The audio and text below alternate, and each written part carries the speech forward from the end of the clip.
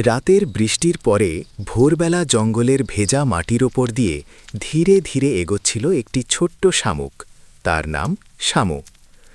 শামু খুব ছোট, খুব ধীর, কিন্তু তার একটা স্বপ্ন ছিল। বনের শেষ প্রান্তে থাকা সবুজ লেকটা একদিন নিজের চোখে দেখবে। লেকটার কথা বলেছিল তার বন্ধু খরগোশ, কিন্তু সেখানে পৌঁছানো এত সহজ ছিল না। একদিন শামু লেক দেখার জন্য যাত্রা শুরু করল। যাত্রার শুরুতেই সে পৌঁছে গেল এক শুকনো ধুলোময় পথে। শামুকের শরীর শুকিয়ে গেলে সে বাঁচতে পারবে না।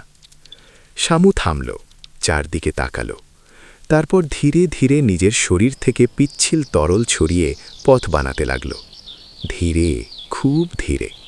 কিন্তু সে থামল না। সে পৌঁছালো এক সবুজ প্রান্তরে। সে কিছুক্ষণের জন্য সেখানে বিশ্রাম নেওয়ার জন্য থামল, কিন্তু হঠাৎ আকাশ থেকে এক ক্ষুধার্ত কাক নেমে এলো।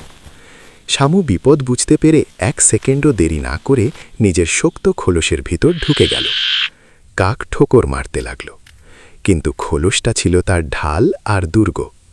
কিছুক্ষণ পরে কাক হাল ছেড়ে উড়ে গেল।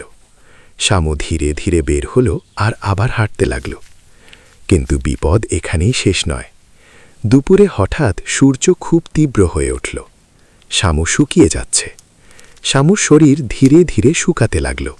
সে হঠাৎ অসুস্থ হয়ে উল্টে পড়ল, আর মুহূর্তের মধ্যে সোজা হয়ে দাঁড়ালো এই ভেবে যে হাল ছাড়লে চলবে না।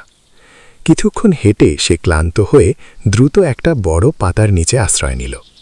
সেখানে জমে থাকা কয়েক ফোঁটা পানিতে নিজেকে ভিজিয়ে নিল। বেঁচে থাকতে হলে বুদ্ধি আর ধৈর্য দরকার। শামু আবারও হাঁটতে শুরু করল। হাঁটতে হাঁটতে সন্ধ্যা নেমে আসলো, আর সাথে ঝুম বৃষ্টি শুরু হলো। শামু খুশি মনে শরীর ভিজিয়ে নিল আর ভেজা মাটির উপর দিয়ে চলতে লাগল। অবশেষে পরের দিন সে পৌঁছে গেল সেই সবুজ লেকের কাছে। পানির পাশে দাঁড়িয়ে শামু আকাশের দিকে তাকাল। আজ সে বুঝল, সে শুধু একটা ধীর গতির শামুক নয়, সে একজন বেঁচে থাকা যোদ্ধা। কারণ সত্যিকারের শক্তি গতি নয়, হাল না ছাড়ার সাহস।